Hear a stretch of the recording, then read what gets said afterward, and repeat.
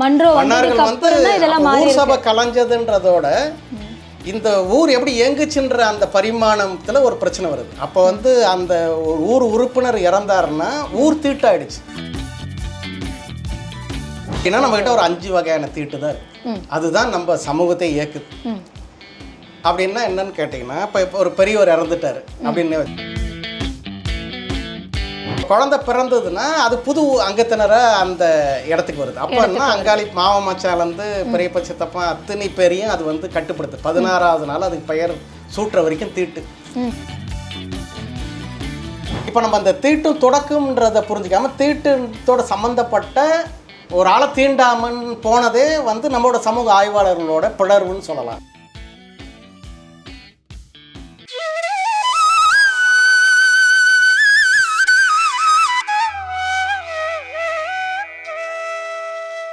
வணக்கம் மக்களே.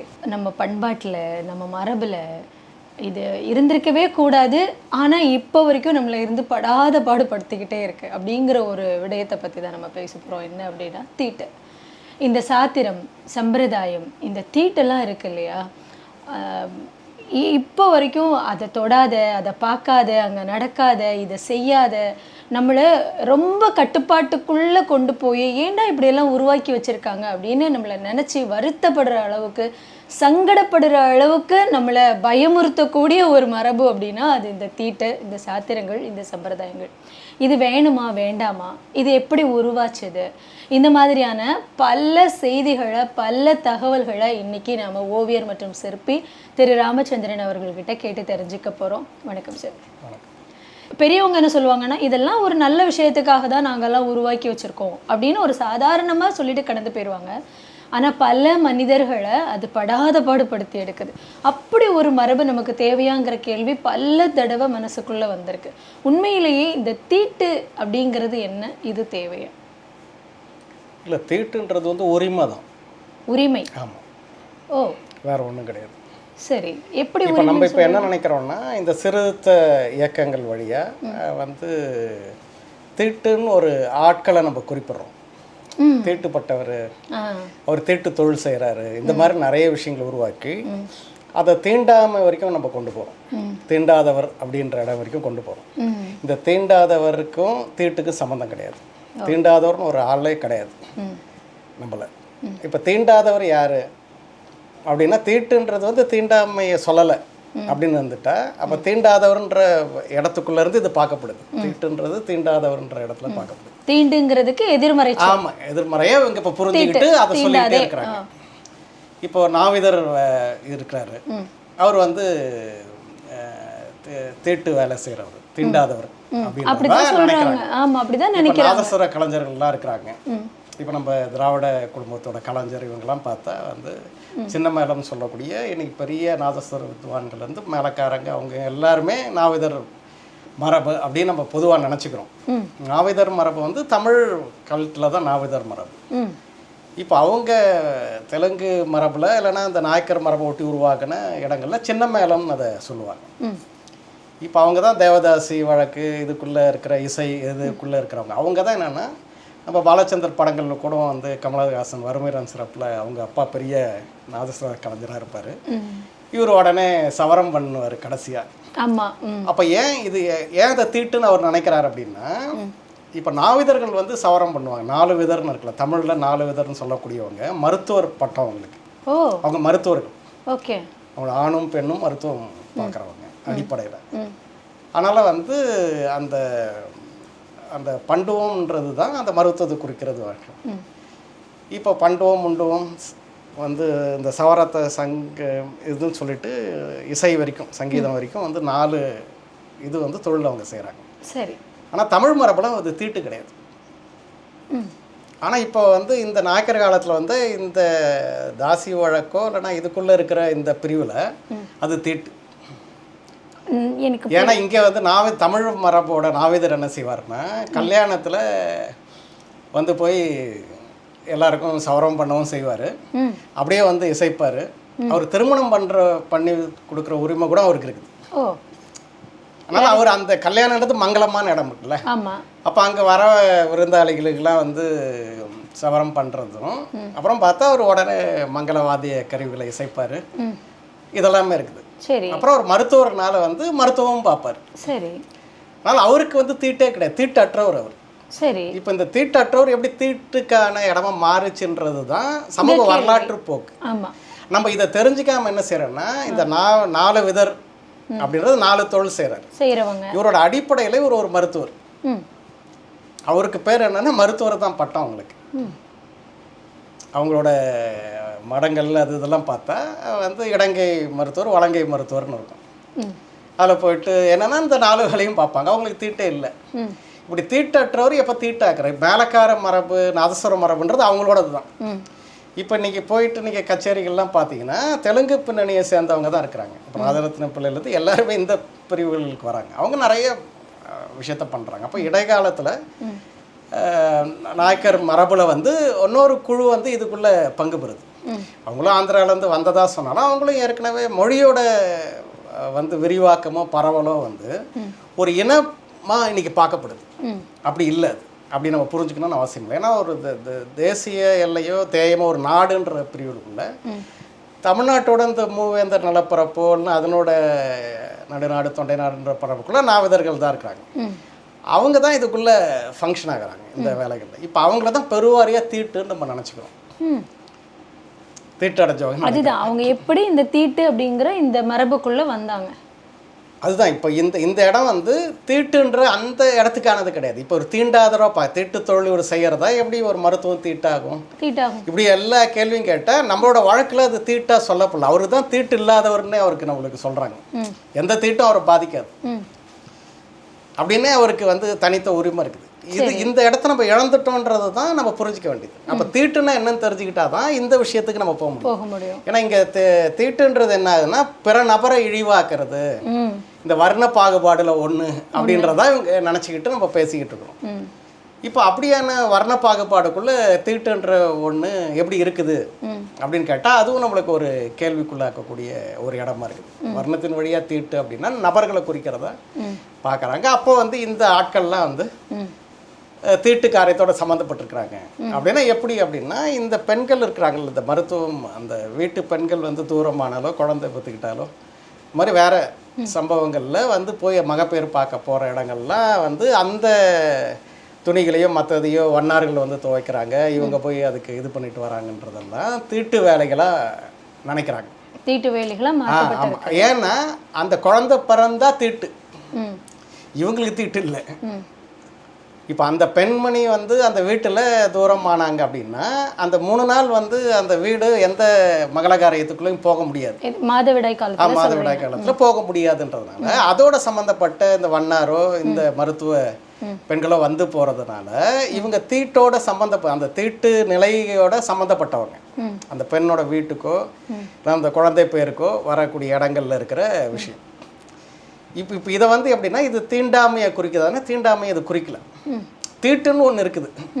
அப்போ தீட்டுன்றதை பற்றி நம்ம தனியாக புரிஞ்சிக்க வேண்டியிருக்குது. தீண்டாமன்றதுல எப்படி இந்த தீட்டு தான் தீண்டாமன்ற ஒரு பாவனைக்கு எப்படி வந்துட்டோம்.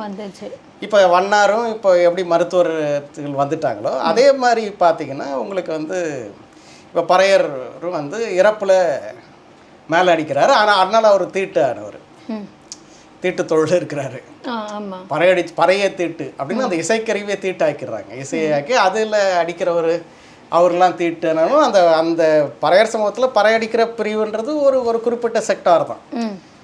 அது ஒரு பல்வேறு தொகுப்பான குழுக்கள் மத்தியில் அது ஒரு குழு. ஆனால் ஒட்டுமொத்த பறையர் பிரிவையே வந்து தீட்டானவங்க அப்படின்ற இடம் வரைக்கும் இப்போ வளர்ந்துடுச்சு. இப்போ என்ன தீட்டுன்னு சொல்கிறேன்னா தீண்டாதம் அப்படின்னு சொல்லிட்டு தீண்டாமைக்குள்ளே கொண்டு போகிறாங்க. எந்த நம்ம கல்வெட்டில் கூட பறையர்ச்சேரிலாம் இருக்குது, அது தீண்டாமச்சேரிலாம் இல்லை. தீண்டாமச்சேரி வேறு, பறையர்ச்சேரி வேறு. தெளிவாக நம்மளுக்கு கல்வெட்டு ரீதியாக ஏன்னா நம்ம ஆளுங்களாம் ரேஷனலாகவும் ஆவணங்களாக கேட்டுக்கிட்டு இருக்காங்க. ஆவணத்தை எப்படி தேடுறதுன்னு தெரியாமல் ஒரு கருத்துருவமாகவே அவங்க புரிஞ்சுக்கிறாங்க எல்லாத்தையுமே. அப்போ எப்படி வந்து இறப்பில் ஒருத்தர் எப்படி தீட்டாவார் அப்படின்னு நம்ம ஒரு திருப்பி கேள்வி கேட்டோம்னா இப்போ வந்து மற்றவங்களும் போகிறாங்க. இப்போ பங்காளிங்கு தான் தீட்டு. இப்போ சம்மந்தி பெண் கொடுத்தவங்களாம் போகிறாங்கல்ல, அவங்களுக்கு தீட்டு கிடையாது. இப்போ இந்த இடத்த புரிஞ்சுக்கிட்டாதான் அது என்னதுன்னு தெரியும். எப்படி வந்து நாவிதர் வந்து திருமணத்துலேயும் மற்றதுலேயும் இருந்து அவருக்கு வந்து ஒரே டைமில் அவர் வந்து முடி வெட்டிட்டு வந்து உடனே வாசிப்பார், இது பார்ப்பாரு, ஆமாம் அவருக்கு திருமண சடங்கு நடத்துகிற உரிமைகளுக்கும் அவருக்கு இருக்குது. இது மாதிரி எல்லா விஷயங்களும் இருக்குது. அதே மாதிரி வண்ணாருக்கும் திருமணம் செய்கிற உரிமைகள் உண்டு. பொதுவாக வண்ணார்கள் தான் திருமணம் செஞ்சு கொடுத்ததா இருப்பாங்க. அதாவது வந்து இறப்பு காரியங்களையும் வண்ணார் நடத்துவார், திருமண இதுக்குள்ளேயும் வருவார். அப்போ வந்து அந்த விஷயத்தை நிகழ்த்துகிற ஆளாக இருக்கிறார். இன்றைக்கி தான் வந்து ஒரு வேறு ஆட்கள் இப்போ வந்து திதி கொடுக்கும்போது தான் பிராமணர்களை கூப்பிடுவாங்க.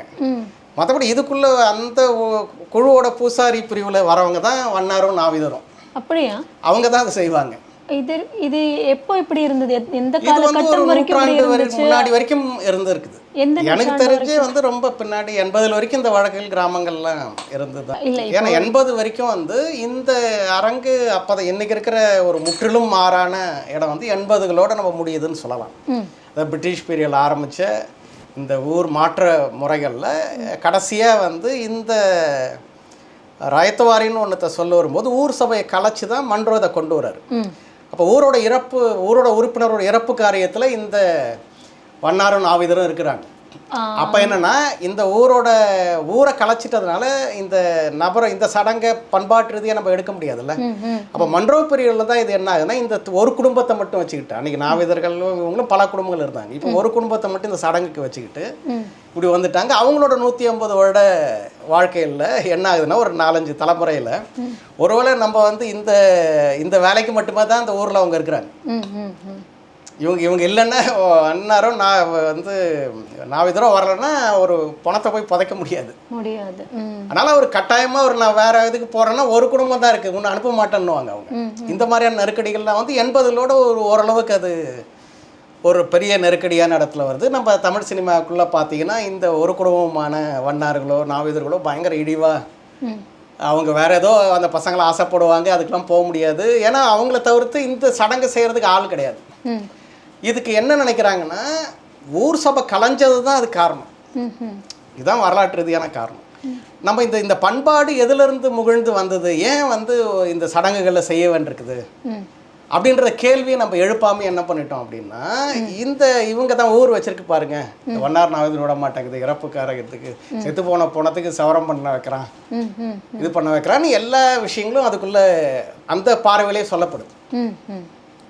இப்படியே தான் இப்போ நிறைய கதைகள் எழுதுகிறோம். அப்போ இந்த கதையை எழுதுறதுல இதை சொல்கிறதுல எந்த விதமான இடம் இல்லை. இது எந்த தோற்றத்தில் இருக்குதுன்ற இடத்துல இது தீண்டாமை தொழிலா அப்படின்னா தீண்டாமல் தீட்டுன்றதோட ஒரு சடங்கு முறையில் பங்கு பெற மிக முக்கியமான அதை நிகழ்த்துற அதை வந்து முறைப்படி செஞ்சு தர பாரம்பரியமான காலங்காலமான தமிழ்மரோட பாரம்பரியத்தோட சடங்கோட எச்சமாக அவங்க இருக்கிறாங்க.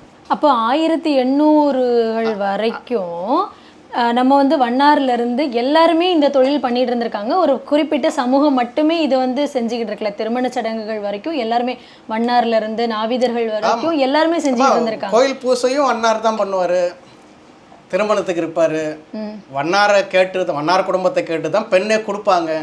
இப்படிலாம் வந்து இருக்குது. அதுக்கு வண்ணார்கள் வந்து ஊர் சபை கலைஞ்சதுன்றதோட இந்த ஊர் எப்படி இயங்குச்சுன்ற அந்த பரிமாணத்தில் ஒரு பிரச்சனை வருது. அப்போ வந்து அந்த ஊர் உறுப்பினர் இறந்தாருன்னா ஊர் தீட்டாயிடுச்சு. அப்போ அவரோட அந்த பசங்க வந்து தீட்டடைகிறாங்க. அவரோட ரத்த உறவோட 2-3 தலைமுறையோட தலைக்கட்டு பங்காளிகள் தீட்டாகிறாங்க. அப்படின்னா என்ன அர்த்தம்னா ஊர் சபையோட அங்கத்தினர் ஒருத்தர் இறந்துட்டாரு, புதுசாக ஒரு பசங்க வரப்போகிறாங்க. அதனால ஊரே தீட்டாயிருக்குது, ஊர் சபை தீட்டாயிடுச்சு. அப்புறம் அந்த பசங்களும் வந்து என்னென்னா அந்த 30 நாளோ 16 நாள் 10 நாள் இடத்துல தலை கட்டி புதிய அங்கத்தினர் வராங்க. இதுதான் அது செய்யுது. அப்போ அந்த தீட்டில் வந்து அவங்க ஒரு வருடம் வரைக்கும் எதுவும் பண்ண முடியாது. அதனால் அவங்க பெண் கொடுத்தவங்கலாம் அவருக்கு வந்து ஃபீட் பண்ணுறாங்க, ஒரு வருடத்துக்கான உணவு கொடுக்குறாங்கன்னா அவங்களுக்கு தீட்டு இல்லை. ஏன் இங்கே இந்த தீட்டு ஏன் இல்லைன்றதுன்னா சபை அங்கத்தினராக இவர் ஒரு மாமனார் ஒருத்தர் இறந்துட்டார், சம்பந்தி இறந்துட்டார்னா அவர் பெண் கொடுத்தவர் சபைக்கு வர முடியாது, அவர் பசங்க தான் வரணும். அப்போ என்னென்னா இவர் தீட்டுன்னு சொல்லிட்டாருன்னா யாருக்கு தீட்டுனா இந்த பசங்களுக்கு தான் தீட்டு. ஏன்னா தீட்டு அந்த நபர் இறந்தவரோட பையன் மட்டும்தான் உரிமைதாரன்ற இடத்துல. இப்போ நான் இவரோட பையன் 4 பசங்க இருக்கிறோம், 5 பசங்க இருக்குன்னா தலைச்சம்பையனுக்கு அவரோட நேரடி வாரிசாக ஆக்கி மீதி 4 பேர் உடன் பங்காளியாக மாற்றி 2வது கட்டத்துக்கு தள்ளிடுவாங்க. அப்போ முதல் பையன் மட்டும் வாரிசுதாரராக வந்துக்கிட்டே இருப்பான். அதனால தான் அவனுக்கு 2 பங்கு சொத்து கொடுக்குறாங்க. ஏன்னா ஒரு மற்ற அந்த பிறரோட விஷயங்களுக்கெல்லாம் ஒரு முறை செய்யணுன்றதுனால அந்த 2 பங்கு சொத்து கொடுக்குறாங்கன்னு சொத்துலேருந்து ஆரம்பித்து இவர் சபைக்குள்ளே வரும்போது இவர் எந்த வகையில் அந்த முதல் பையன் அடுத்த பசங்க அப்படின்ற இடங்களை சொல்லி அவங்களுக்கு சொத்து இருந்ததுன்னா அதை பிரிச்சுக்கிற எல்லா இடமும் இந்த தீட்டோட சம்மந்தப்பட்டு வந்துடுவாங்க. இப்போ நீங்கள் தீட்டு நீங்கள் சொல்லிட்டீங்கன்னா இப்போ சம்மதி தீட்டுன்னா அவருக்கு சொத்தை பங்கு கொடுக்கணும், சபையில் வரணும். இப்போ நீங்கள் பறையர் வந்து தீட்டு வண்ணார் தீட்டு அப்படியெல்லாம் நீங்கள் சொன்னீங்கன்னா இவங்களுக்கு நீங்கள் சொத்து கொடுக்கணும். அப்போ இங்கே தீட்டுன்றது என்னென்னா தீண்டாமைன்னு பிற்காலத்தில் புரிஞ்சுக்கிட்ட வடிவத்தில் இல்லை, மரபொழியா. அது வந்து ஒரு சபை அங்கத்தினருக்கான உரிமையை அது சொல்லுது. அதனால தான் இறப்பு காரியத்தை சபை தான் பண்ணுச்சு. இன்றைக்கி நம்ம இறப்பு காரியத்தை நம்மளே பண்ணிக்கிறோம். எனக்கு இந்த தீட்டு அப்படிங்கிறதுக்கு சரியான ஒரு விளக்கம், இதுதான் தீட்டு, இதை தான் தீட்டுன்னு வரையறுத்தாங்க, இவங்க தான் தீட்டுன்னு வரையறுத்தாங்க அப்படின்னா நம்மகிட்ட ஒரு 5 வகையான தீட்டு தான் இருக்குது. அதுதான் நம்ம சமூகத்தை இயக்குது. அப்படின்னா என்னன்னு கேட்டிங்கன்னா, இப்போ ஒரு பெரியவர் இறந்துட்டார் அப்படின்னு வச்சுக்கோமே, இதான் கடைசி தீட்டு இது. அப்போனா ஊர் சபையோட ஒரு அங்கத்தினர் இறந்துட்டாருன்ற இடத்துலேருந்து இந்த உரிமையை அடுத்த தலைமுறை சபைக்குள்ளே வர்றதுக்கான வழியை வச்சுருக்குது. 2வது என்னென்னா, இப்போ குழந்தை பிறக்குது அப்படி வச்சுக்கோங்க. இப்போ குழந்தை பிறந்ததுன்னா அது புது அங்கத்தினரை அந்த இடத்துக்கு வருது. அப்போன்னா அங்காளி மாவமச்சாலேருந்து பெரியப்ப சித்தப்பா அத்தனை பேரையும் அது வந்து கட்டுப்படுத்து. 16வது நாள் அதுக்கு பெயர் சூட்டுற வரைக்கும் தீட்டு. அந்த புதிய அங்கத்தினர் வந்துட்டார், அவர் எல்லாரும் வந்து பார்த்தாங்க. 16 நாளில் பெயர் சூட்டினதுக்கப்புறம் தான் அந்த தீட்டு விலகும். இப்போ புதிய உயிர் வந்தவுடனே தனக்கான அதிகாரம் அது என்ன, அதாவது பிறப்பு தீட்டு. பிறப்பு வந்து தீட்டு, குழந்தை. ஆமாம், பிறப்பு தீட்டு. சரி. இப்போ இது பெண் குழந்தையா இருந்ததுன்னா அது வளர்ந்து வரும், வளர்ந்து பூப்பு எழுதுன்னா அப்போ தீட்டு. ஏன்னா அப்போ வந்து அது அடுத்த பரிமாணத்துக்கு போகிறதுனால வந்து அந்த நாளில் வந்து அதனோட பெண் கொடுக்குற இடத்துல மாமன் மரபில் இருக்கவங்கெல்லாம் வந்து, ஏன்னா அது வளத்தோட குறியீடு, அந்த குழுவோட வளத்துக்கான இடமா அந்த பெண் இருக்குது. அப்புறம் அந்த பெண்ணுக்கு மாதந்தோறும் அந்த வரக்கூடிய 3 நாளில் வந்து அதில் வந்து அவங்க பாட்டியாக இருந்தாலும் இவங்களாக இருந்தாலும் அந்த நேரங்களில் அந்த வீட்டோட பிற விஷயங்களை அவங்க பங்கு பெற முடியாது.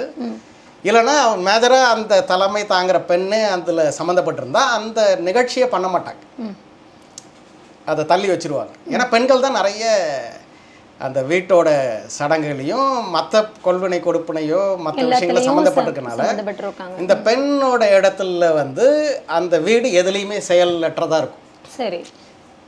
அப்போ அதனால் அந்த 3 நாள் தூரன்றது வந்து வீட்டோட அனைத்து காரியங்களையும் தடைப்பட்டுரும். அதுதான் அதனோட அதிகாரம். இறப்பு தீட்டு, பிறப்பு தீட்டு, மாதவிடாய் கால தீட்டு. அடுத்தது இப்போ வந்து திருமணம் ஆகுது இல்லை, திருமணமாகி அந்த பெண் கர்ப்பமான உடனே கணவன் தீட்டு. அந்த குழந்தை பிறக்கிற வரைக்கும் இவர் வந்து என்ன செய்வார், தாடி வளர்த்துக்கிட்டு தான் இருப்பார், அதை எடுக்க மாட்டார். இது வந்து ஒரு வகையில் சங்க காலத்துக்கு அப்புறம் அந்த பரத்தையர் ஒழுக்கம் இதெல்லாம் அதிகமாக இருந்ததுனால சங்க இலக்கியத்துக்கு அப்புறமா இந்த விஷயம் வந்திருக்கலான்னு நான் நினைக்கிறேன். ஏன்னா வந்து இவர் திரும்ப இந்த பெண்ணுன்னொடனே ஒரு வேற எங்கேயோ போயிடுவார்ன்றதுனால அது அப்படியான கணவனோட அந்த அந்த ஆணோட பிற பெண்கள் வந்து இதுவானா அவங்க இறந்துருவாங்க, இல்லை இவருக்கு ஏதோ பெரிய ஆபத்து ஆகிடும் அப்படின்ற அந்த பெண்களை வந்து பரத்தையர் ஒழுக்கத்தோட பெண்களை கட்டுப்படுத்துறதுக்கு இப்படி ஒரு விஷயத்தை கொண்டு வந்திருக்காங்க. இப்போ இந்த தீட்டெல்லாம் உரிமையை குறித்து தான் இருக்குது. ஓகே. அதாவது தீட்டு அப்படிங்கிறது வந்து என்ன அப்படின்னா ஒரு 5ஆ பிரித்து வச்சுருக்காங்க. அது இறப்பு கால தீட்டு, பிறப்பு கால தீட்டு, அப்புறம் பெண் பூப்படையும் போது வரக்கூடிய தீட்டு, மாதவிடாய் கால தீட்டு, அதாவது ஒவ்வொரு மாதமும் பெண்ணுக்கு வரக்கூடிய அந்த சமயத்துலேயும் பெண்ணுக்கு தீட்டு, அடுத்தது பெண் கருவுற்று இருக்கக்கூடிய சமயத்தில் கணவனுக்கு ஏற்படக்கூடிய தீட்டு. சரி, இந்த தீட்டு வந்து 5 பிரிவு இணைஞ்சு தொடக்கம்னு ஒன்று சொல்லிடுவாங்க. தீட்டும் தொடக்கம்னு அதுக்கு பேர், இணைந்த பேர். ஒரு தீட்டு நிகழ்ந்ததுன்னா அது எப்போ எந்த நாளில் விலகும், எப்படி விளக்கணும் அப்படின்ற முறைமைகள் தான் தீட்டும் தொடக்கம்னு பேர். ஆமாம் ஆமாம். அதை வந்து அதுலேருந்து வெளியேறது. சரி. இப்போ வந்து 16 நாள் குழந்தை பிறந்து பெயர் வச்சுட்டா அது முடிஞ்சிடுது. இறந்த உடனே 10, 15 நாள், 30 நாளுன்ற இடத்துல அந்த காரியம் பண்ணும்போது அது முடிஞ்சிடுது. சரி. அவங்க எல்லாருமே தீட்டிலேருந்து விளையாடுறாங்க, அந்த குடும்பம் மட்டும்தான் அதோடு இருக்கும் அப்படின்ற மாதிரியான அந்த கால அவகாசமும் அதை எப்படி கடக்கிறதுன்ற முறைமைகளில் யார் யாரெல்லாம் அதோட சம்மந்தப்பட்டிருக்காங்கன்னும் போது அது எல்லாமே ரத்த உறவுக்கானது. சரி, இந்த தீட்டுங்கிற இந்த வகைகள் சொன்னீங்க இல்லையா, இந்த மரபை ஏன் உருவாக்குனாங்க, எதுக்கு உருவாக்குனாங்க? இதுதான் உரிமைக்கான விஷயம். இது வந்து சொத்து பரிவர்த்தனையோட இருக்குது. ஊர் சபையோட அங்கத்தினரை வச்சிருக்குது. அப்போ தீட்டுன்றதோட இடம்ன்றது என்னன்னா சமூக உறவோட விலகாத ஒன்று அது. இப்போ நம்ம அந்த தீட்டும் தொடக்கம்ன்றதை புரிஞ்சிக்காம தீட்டுத்தோட சம்மந்தப்பட்ட ஒரு ஆளை தீண்டாமன் போனதே வந்து நம்மளோட சமூக ஆய்வாளர்களோட பிளர்வுன்னு சொல்லலாம். அவங்க சமூகத்தை ஒழுங்காக படிக்கலை அப்படின்னு சொல்லலாம். ஓகே, இது எங்கே இருந்து அவங்களுக்கு வருது அப்படின்னு கேட்டிங்கன்னா, இப்போ வந்து இது வந்து அரசன்லேருந்து கடைக்கோடி ஆட்கள் வரைக்கும் இதுதான் உறவு. இதில் எந்த மாற்றமும் கிடையாது. இது எந்த வகையிலையும் வந்து இழிவானது இல்லை. இதோட சம்மந்தப்பட்டவங்க எல்லாருமே இந்த தொடக்க வந்து நிகழ்த்தக்கூடியவங்க தான். இப்போ இறப்பில் வந்து ஒரு பறை அடிக்கிறதுனா அந்த ஆன்மா 8 நாள் வரைக்கும் வந்து அந்த ஆன்மா கண்ணோ எதுவோ இருக்காது. அப்போ இசை வடிவம் தான் அதை கூட்டும், அதுக்கு வழி நடத்தும். அப்போ வந்து அந்த பறை ஒழிப்பு தான் அதை வந்து கடந்து போக வைக்கும். அப்போ அங்கே பறைன்றது வந்து ஒரு ஸ்பிரிச்சுவாலிட்டியோட அடுத்த விஷயத்துக்கு போகிறதுக்கான கூறுகளாக இருக்குது. அப்போ இறப்புக்குள்ளே நீங்கள் போனீங்கன்னா ஒரு தத்துவ கூறையே நீங்கள் புரிஞ்சுக்கிட்டா தான் அவங்க எப்படி தொழில்படுறாங்க, ஏன் அது ரொம்ப முக்கியம், ஏன் ஒரு பிதிர்கடன் செய்ய வேண்டியிருக்கு, ஏன் இதெல்லாம் தேவைப்படுதுன்ற இடத்தோட சம்மந்தப்பட்டிருக்குது.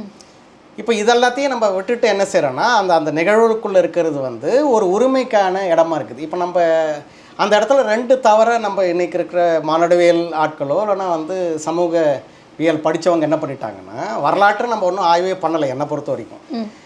இப்போ வந்து நம்ம பிராமணர்களோட மங்கள சபையோட எடுத்துக்கிட்டு குடைவோலை முறையில் தான் வந்து ஊர் சபை தேர்ந்தெடுக்கப்பட்டதுன்னா, ஊர் சபை அப்படிலாம் தேர்ந்தெடுக்கப்படலை. ஊர் சபை அந்த குடி மரபோட ஒரு ஆள் ஒரு உறுப்பினர் இறந்தாருன்னா அவரோட ரத்த வழி சொந்தங்கள் தான் குடியோட உரிமை அடைஞ்சாங்க. இல்லை, எனக்கு ராமச்சந்திரன் சார் இது ஊர் சபை அப்படிங்கிறத கொஞ்சம் புரிய வச்சிருங்களேன். ஏன்னா அதுக்கு தான் நான் சொல்கிறேன், ஊர் சபைங்கிறது தெரிஞ்சாதான் அந்த உரிமைங்கிறது என்னன்னு தெரிய வரும். இப்போ என்னன்னா இந்த பிராமண அமைப்பில் இருக்கக்கூடிய மங்களத்தோட சில கல்வெட்டு சான்றுகளை வச்சுக்கிட்டு எல்லா ஊரும் இப்படி தான் இருந்ததுன்ற மாதிரியான ஒரு பாவனைக்கு போகிறாங்க. சரி, ஆனால் ஊர் சபைன்றது வந்து ஊரை யார் உருவாக்குனாங்களோ, எந்த குடிகள்லாம் சேர்ந்து உருவாக்குனாங்களோ அவங்களோட குடியோட ஆட்களால தான் ஊர் நிர்வாகப்படுத்தப்படுது. அதை நீங்கள் எளிமையாக புரிஞ்சுக்கலாம். இப்போ நம்ம தமிழ் சினிமாக்களில் கூட சபை இந்த ஊர் பஞ்சாயத்தில் நாட்டாமல் இருப்பார், ஒரு 7 பேர் வந்து இருப்பாங்க, 7 வகையற ஆட்கள் இருப்பாங்க, இல்லை 10 வகையற ஆட்கள் இருப்பாங்க. இப்போ அவங்க ஏன் அந்த 7 பேர் இருக்கிறாங்க 10 பேர் இருக்கிறாங்கன்னா, அந்த 7 பேர் 10 பேரோட கால்வழியில் வந்தவங்க தான் இந்த ஊரே. அவங்க தான் தொடக்கத்தில் இந்த ஊரை உருவாக்கியிருப்பாங்க. அதனோட குல முதல்வர்களாக யார் இருந்தாலும் அவங்க பண்ணியிருப்பாங்க. அதில் தான் இந்த ஒரு பசங்க அந்த முதல் தலைச்சம் பையனா அதில் வந்திருப்பாங்க. அந்த ஹெட்மேன்றவர் வந்து வகைராவுக்கு ஒருத்தர், அந்த 7 பேரில் ஒருத்தர் தான் நாட்டாமையாக மாறி மாறி வருவார். இல்லைன்னா அதில் பெருவாரியான அந்த ஊர் உருவாக்கல யார் பங்களிச்சாங்களோ அவங்களுக்கு வந்து சதவீத கணக்கில் ஒரு 40% இருப்பார். சில ஊரில் அந்த பெரும் ஆள் வந்து 50% கூட அவங்களுக்கு இருக்கும் அந்த உடைமையில், அதனோட பங்கு தொகையில் பார்த்தா இருக்கும். மீதி ஒரு வகைரா வந்து 20 பங்குகள் இருக்கும், 10 இருக்கும், 2 இருக்கும், 1 கூட இருக்கும், அரை பங்கு வகைரா கூட இருக்கும். ஆனால் அதுக்கு சமாந்தஸ் தான் கொடுப்பாங்க. ஏன்னா சபையில் உட்கார முடியும். அவங்க கால் வழியோட ஆட்கள் வந்து அவர் ஓகேன்ட்டாருன்னா எல்லாரும் கேட்பாங்க. இப்படி தான் ஊர் சபை கடைசி வரைக்கும் எங்குது. நம்ம சினிமாவில் கேலி பண்ணுற என்னன்னே தெரியாமல் அந்த வகைரா ஆள் தான் அந்த ஆள். அவர் பணம் சம்பாரிச்சிருக்கிறார், அந்த ஊரை உருவாக்கணும்னு அவங்க தான். இப்போ இந்த வகையில் தான் ஊரோட அந்த உறுப்பினர் வர்றாரு. இப்போ நம்ம என்னன்னா மங்களத்தை மட்டுமே ஆய்வு பண்ணிட்டு ஊர் எப்படி இயங்குதுன்னே தெரியாமல் மங்களத்தோட குடைவோலை முறையை வந்து ஏதோ ரொம்ப சிறந்ததுன்னு நினைக்கிறோம். ஆனால் மங்களத்தில் ரத்த உறவு கிடையாது. அங்கே யார் ஒன்றாலும் வந்து சேர்ந்துக்கலாம். அதான் மாமா மச்சான் எல்லாரும் இருப்பாங்க. பார்த்தீங்கன்னா ஊர் சபையில் பார்த்தீங்கன்னா கிராமங்களில் இருக்கிறவங்களுக்கு தெரியும், ஒரு ஊரே பங்காளியாக தான் இருக்கும். பெண்ணெடுக்க சம்மந்தி கட்டுன்றது வெளியே இருக்கும். இந்த பக்கத்தில் போனால் பெண் எடுக்கிற மாமா மச்சான் ஊராக இருக்கும், இந்த பக்கத்தில் போனால் சித்தவன் பறிப்போம் ஊராகவே இருக்கும். வேற ஆட்கள் இருக்க மாட்டாங்க. இப்போ இந்த விஷயங்கள் என்னன்னா பெண் எடுக்கிறது கொடுக்கறதுன்றது இந்த 2 வேற வகையான குடியிருப்புகளாகவே இருக்குது. அது நீண்டுக்கிட்டே போகும். சில இப்போ நான்லாம் ஸ்டடி பண்ணல பார்த்தீங்கன்னா இப்போ ஒரு 200 கிலோமீட்டர் கூட இந்த பெண் கொடுக்குற குடும்பங்கள் கிராமங்களாக இருக்கும். இந்த பக்கத்துக்கு பார்த்தீங்கன்னா இந்த வாரிசுலாம் இருக்கும். அப்படி தான் அவங்க திரளவே செய்கிறாங்க. அப்போ என்னென்னா இன்றைக்கும் இப்போ எங்கள் ஊரில் பார்த்தோன்னா கிராமத்தில் தான் எங்களோட பூர்வீக ஊர். திருவண்ணாமலையில் எங்கள் ஆட்களை வந்து எங்கள் மாமாங்களாம் என்ன சொல்லுவாங்கன்னாடே, இது எங்கள் ஊர், நீங்கள் வந்து இல்லாத ரவுடித்தனெல்லாம் பண்ணிக்கிட்டு இருக்கீங்க, நாங்கள் வேறு வழி இல்லைன்னு அங்கே பொறுத்துக்கிட்டு இருக்கிறோம், நீ இந்த ஊர் ஆளே கிடையாதுன்றாங்க. இது வந்து நான் சின்ன வயசில் இருக்கும்போது சொல்லுவாங்க. அப்புறம் நான் வந்து ஆய்வுகளோ மற்ற விஷயங்களை போய் ஊரெல்லாம் கற்றுக்கும் போது என்ன இருக்குன்னா, ஒரு பெண் கொடுத்த மாப்பிள்ளை அவர் ஊரில் பிழைக்க முடியலன்னா அவர் இங்கே வந்துடலாம், அதாவது பெண்ணோட வீட்டுக்கு வந்துடலாம். அதனால் சபையில் அவரால் பங்கு பெற முடியாது. கேட்டுக்கலாம், அவ்வளோதான். எல்லோரும் கும்பலில் சேர் நிற்கலாம். சபையில் பேசுகிற உரிமைதாரர் அவங்க கிடையாது. அப்போ ரத்த உறவோடு இருக்கிறவங்க மட்டும்தான் ஊர் சபையில் இருக்க முடியும். அதுதான் குடியானவன்ற அந்த இடம். அப்போ என்ன கேட்பாங்கன்னா, இன்றைக்கி ஜாதியாக புரிஞ்சுக்கிட்டு எந்த ஜாதிக்காரனும் எந்த ஊர்லேயும் பேச முடியாது. அந்தந்த ஊரோட குடியான பிரிவை சேர்ந்தவங்க தான் அந்த குடியில் பேச முடியும். அதனால் நீ வந்து குடிப்பறையரா, குடி வந்து வன்னியனா, குடி முதலையா, குடி செட்டியான்னு கேட்பாங்க. அவன் தான் சபையில் பேச தகுதி உள்ள. செட்டியாருன்ற பேரில் ஒருத்தன் பேச முடியாது. எந்த ஜாதியும் ஊருக்குள்ளே வராது. இப்போ நம்ம என்ன நினைக்கிறோம்னா, இப்போ இந்தியா ஆய்வு பண்ணவங்கலாம் இந்தியாவை ஆய்வு பண்ணால் இந்தியாவே ஜாதியாக தான் தெரியுதுன்றாங்க. அப்போ இவங்களுக்கு என்ன இருக்குன்னா, ஒரு ஊரையோ ஒரு நாட்டையோ புரிஞ்சிக்கவே இல்லை நடத்தும் இவங்க ஆய்வுகளில். ஏன்னா இவங்க ஆய்வு பண்ணும்போது இந்த ஜாதி பேசுகிறவனுக்கு ஒரு அதிகாரமான ஊரும் நாடும் இல்லைன்னு அர்த்தம். ரெண்டு தான். ஒன்று நாடும் ஊர் இல்லாதவங்கிட்ட கேட்டால் அவர் இந்த ஜாதின்னு. நீ நாடை சொன்னீங்கன்னா அவர் எனக்கு இதில் உரிமை இருக்குன்னு. நான் இந்த நாட்டுக்காரன்னு.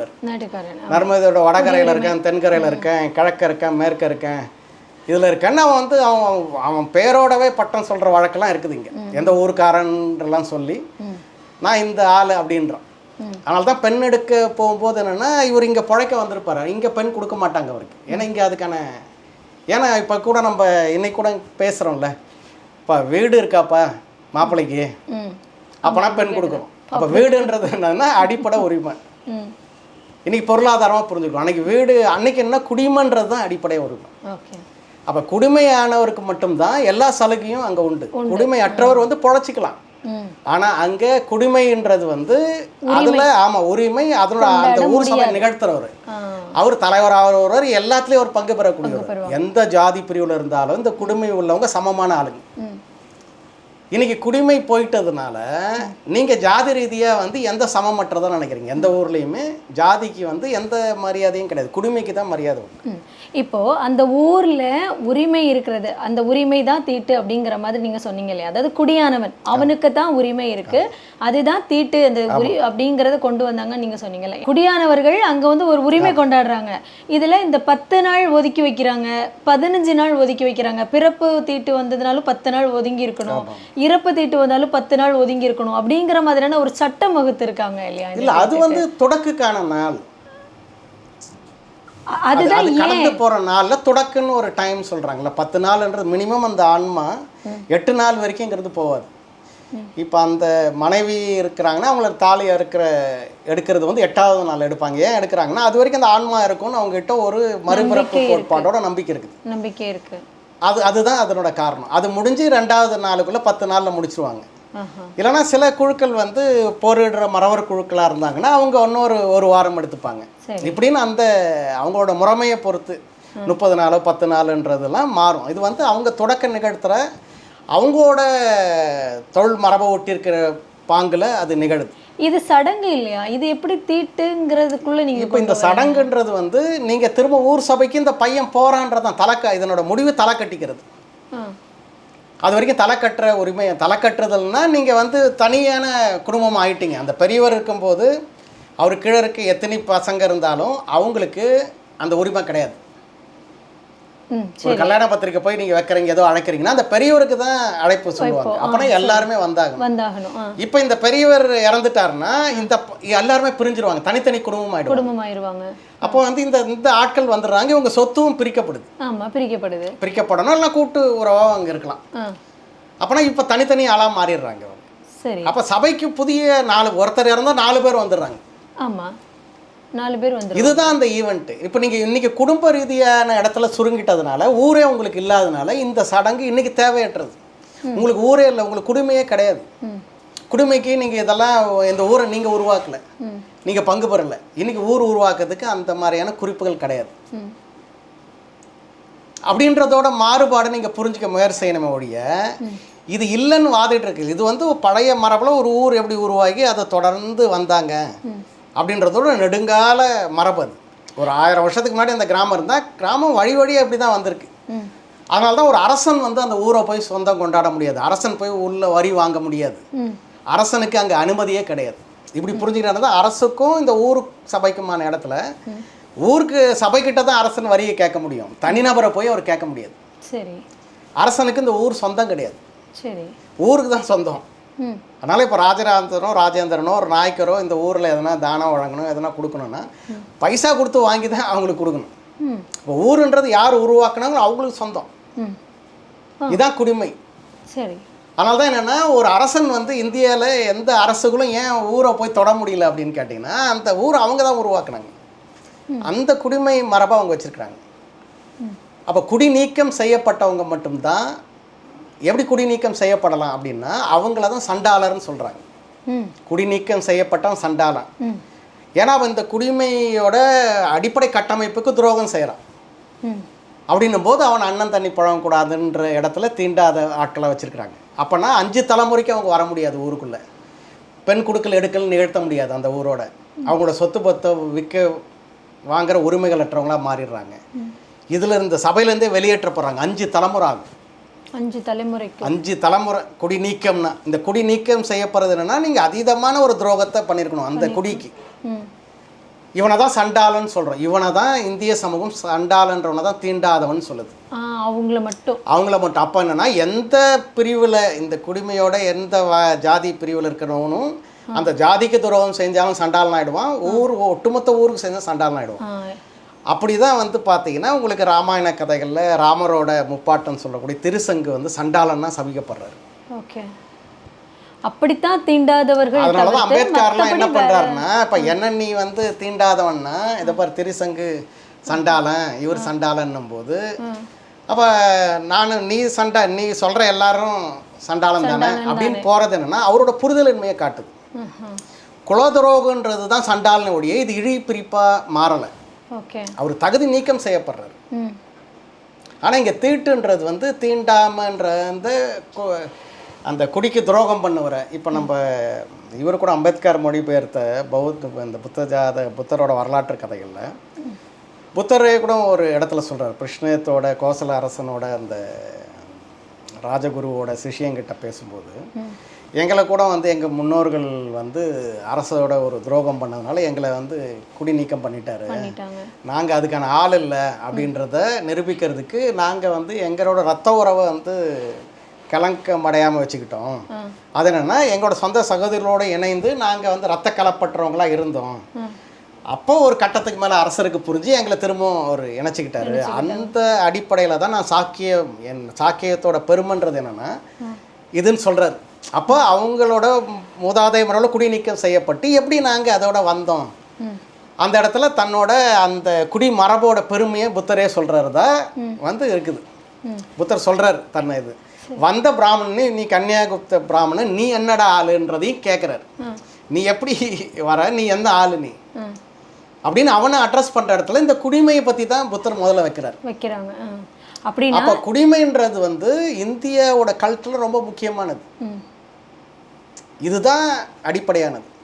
அப்போ அம்பேத்கர் ஆய்வுகளில் இந்த குடிமையை வந்து 5 குலம் இருக்குது.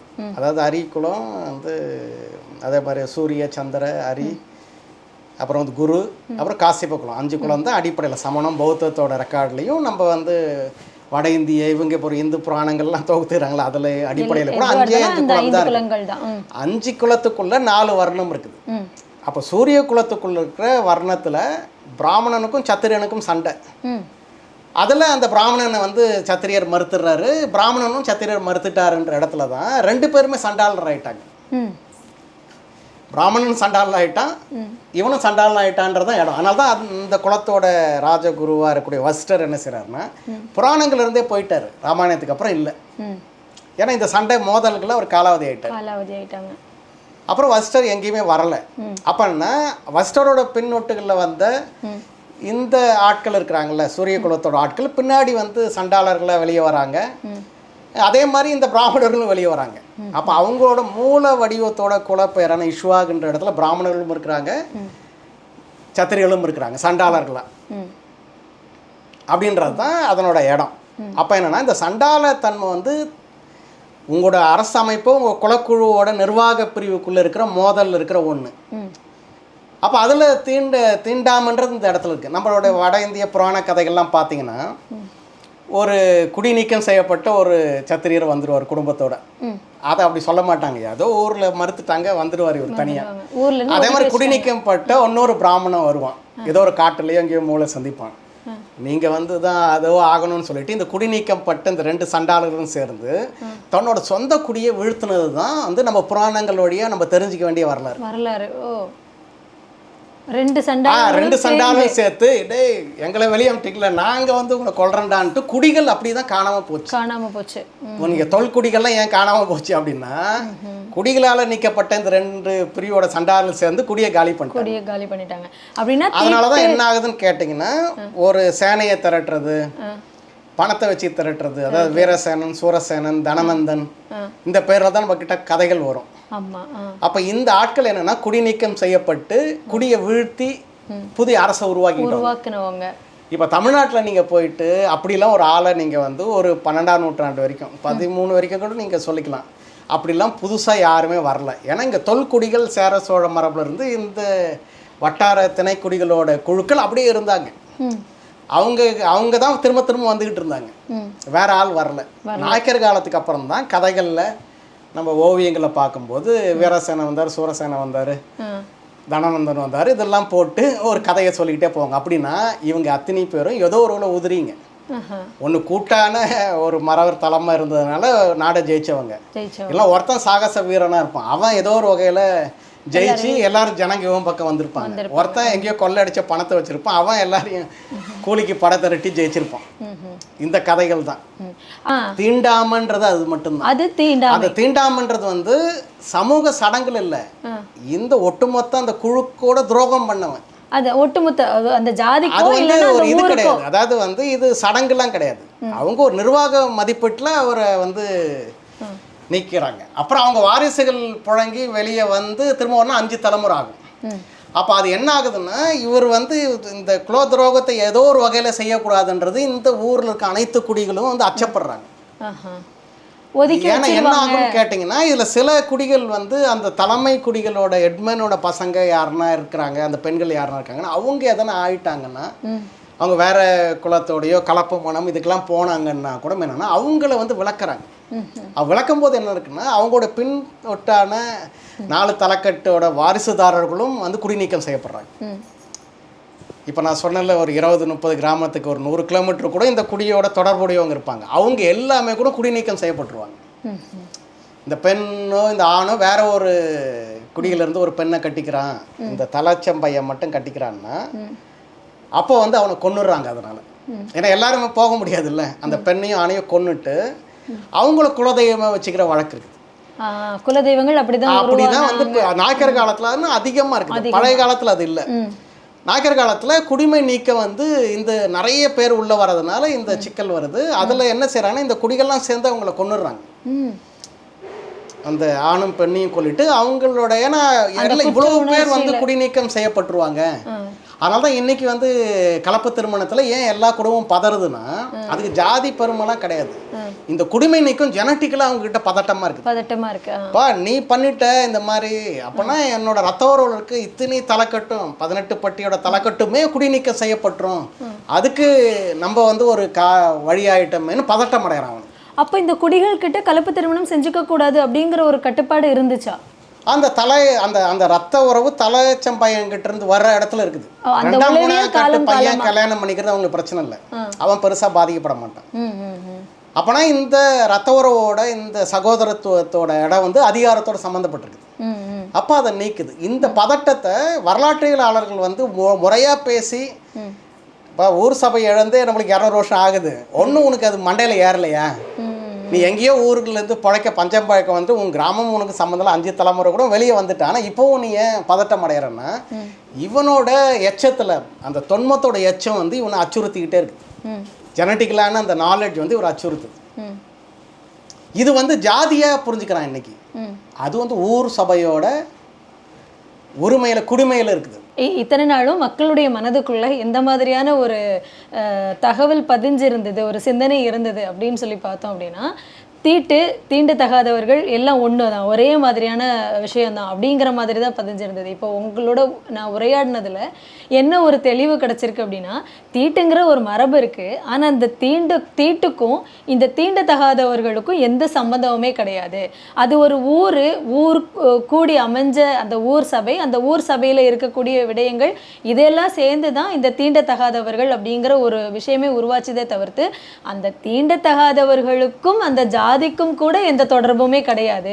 இன்னைக்கு அப்படி ஒரு மனநிலைக்குள்ள மக்கள் வந்துட்டாங்க, காலப்போக்கில் உருவாயிட்டாங்க. அதுவும் காலனி ஆதிக்கத்துக்கு பிறகு தான் இந்த மாதிரியான ஒரு நிகழ்வே இங்கே வந்து உருவாகி வளர ஆரம்பித்து இன்றைக்கி மக்கள் மனசில் நீக்கவே முடியாத ஒரு இடத்த பிடிச்சி ஆட்டிக்கிட்டு இருக்கு அப்படிங்கிற மாதிரி சொல்லியிருக்கீங்க. உண்மையிலேயே இந்த தகவல் என்ன சொல்கிறது, ஒரு கருத்தை அப்படியே உடைக்கிற மாதிரி, உடைச்சி சுக்கு நூறாக்குற மாதிரி, நிறைய பேரோட வலியை வந்து நீக்கிற மாதிரி, நிறைய பேரோட தவறான எண்ணத்தையே போக்குற மாதிரி இருந்தது. ரொம்ப ரொம்ப நன்றி சார்.